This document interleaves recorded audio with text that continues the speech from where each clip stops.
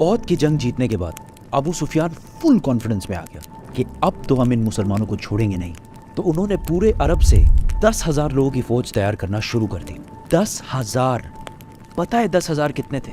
پورے مدینہ کی آبادی، بڑے بچے عورتیں بوڑھے سب ملا کے بھی 10,000 کی ٹوٹل آبادی نہیں تھی مدینہ کی.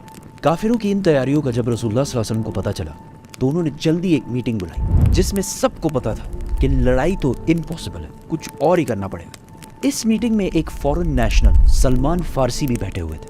انہوں نے ایڈوائس دی کہ دیکھو مدینہ ویسے بھی تینوں طرف سے پہاڑوں کی وجہ سے سیف ہے، ہمیں صرف ایک سائڈ کو سیکیور کرنا ہے اور وہ ہے مدینہ کی ناردرن سائڈ. اور مدینہ کے اندر جو یہودی ہیں تو وہ تو ہمارے دوست ہیں، ہمیں ان سے کوئی مسئلہ نہیں ہے. تو اگر ہم صرف اس ایک سائڈ پر ایک ٹرینچ یا خندق بنا لیں تو تب ہو سکتا ہے کہ لڑائی کا ہمارے پاس کوئی چانس ہو. یہ رائے ساروں کو بہت پسند آئی اور ڈائریکٹ ٹرینچ پہ کام شروع ہو گیا. ہر 10 صحابیوں کو 120 فٹ جگہ کھودنے کا ٹاسک دیا گیا. ایک منٹ، 120 فٹ کتنے ہوتے ہیں؟ لیٹس سے یہ کرولا گاڑی ہے، ٹھیک ہے، گڈ اولڈ ٹویوٹا کرولا. اس جیسی 8 اور کرولا گاڑیاں ہوں اور 5 ان کے نیچے ہوں. اتنا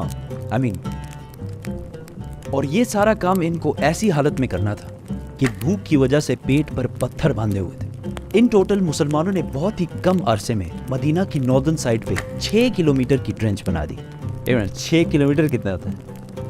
لیٹس سے یہ کرکٹ اسٹیڈیم ہے. کرکٹ اسٹیڈیم بہت بڑا ہوتا ہے ویسے.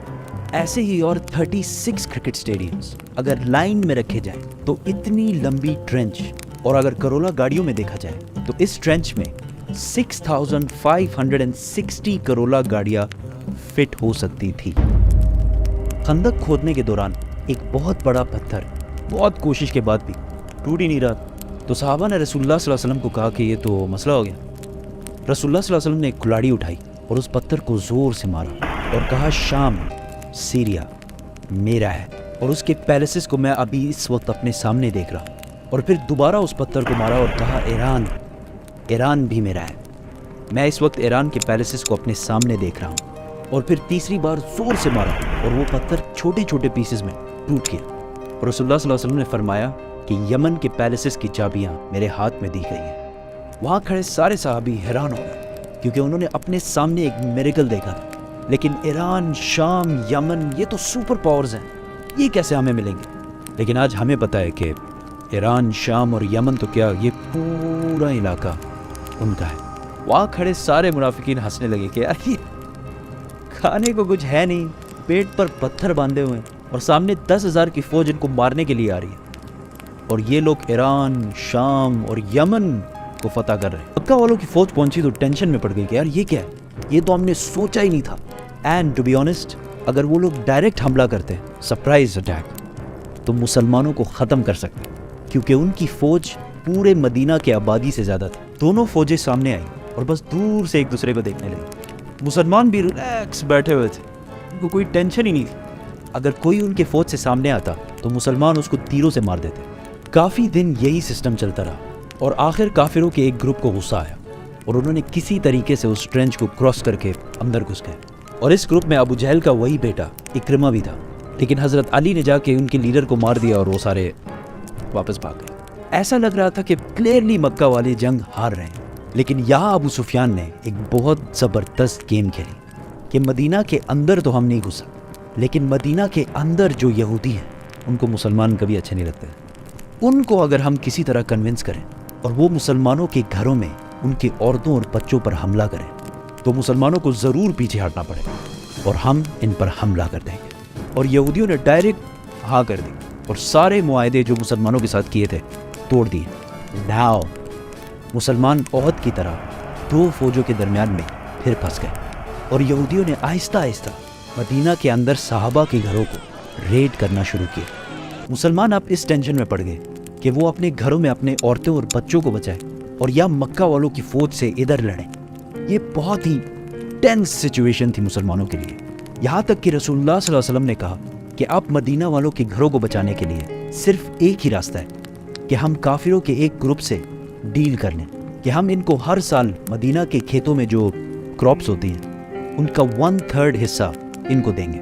لیکن صحابہ نے کہا کہ اگر یہ اللہ کی طرف سے ہے تو بالکل ڈیل کرتے ہیں، لیکن اگر آپ ہمارے بچوں کو بچانے کے لیے اتنی بڑی قربانی دے رہے ہیں تو ایسا نہ کریں، ہم آخری دم تک لڑیں گے۔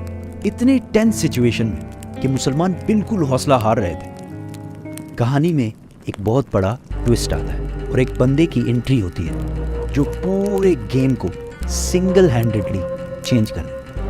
نیکسٹ ڈے کافروں کی فوج سے ایک بندہ سامنے آتا ہے اور کہتا ہے مجھے محمد سے ملنا ہے۔ آپ صلی اللہ علیہ وسلم کے پاس آ کر انہوں نے کہا کہ میں نے اسلام قبول کر لیا ہے، لیکن اس بات کا کسی کو نہیں پتا، بتائیں میں آپ کی کیا مدد کر سکتا ہوں۔ رسول اللہ صلی اللہ علیہ وسلم نے کہا جو بھی تم کر سکتے ہو کرو، ہم بہت مشکل میں اس ٹائم پہ۔ اس نے کہا اوکے نو پرابلم۔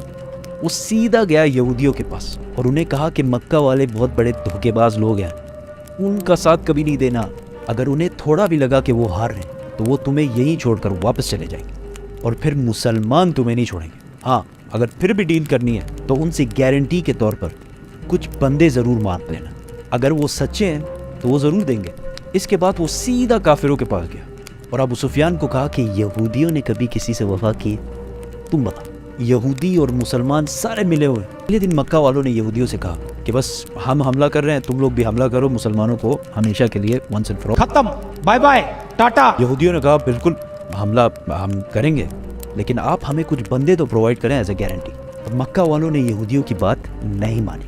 یہودیوں کو جب پتہ چلا کہ انہوں نے کوئی بھی بندہ حوالہ نہیں کیا تو انہوں نے بھی کہا یہ ہمارے ساتھ دھوکہ کر رہے ہیں، اور اس طرح یہودیوں اور مکہ والوں کی الائنس ٹوٹ گئی اور مسلمان دوبارہ گیم میں واپس آ گئے، کیونکہ اب ان کا دشمن صرف ان کے سامنے کھڑا تھا اور مدینہ کے اندر سے سارے خطرے ختم ہو گئے۔ ایک مہینے تک مدینہ کے باہر صرف کھڑے رہنے سے مکہ والوں کی موٹیویشن بالکل زیرو ہو گئی۔ اینڈ ٹو ٹاپ دیٹ، ایک دن ایک بہت تیز ڈیزرٹ سٹارم نے مکہ والوں کا سارا سامان، ٹینٹس، برتن، بستر، وٹ ایور، سارا کچھ اکھاڑ کر رکھ دیا اور وہ سارے بھاگ کر واپس چلے گئے۔ جیسے ہی مکہ والے واپس گئے، مسلمانوں نے اپنی اٹینشن یہودیوں کی طرف کی۔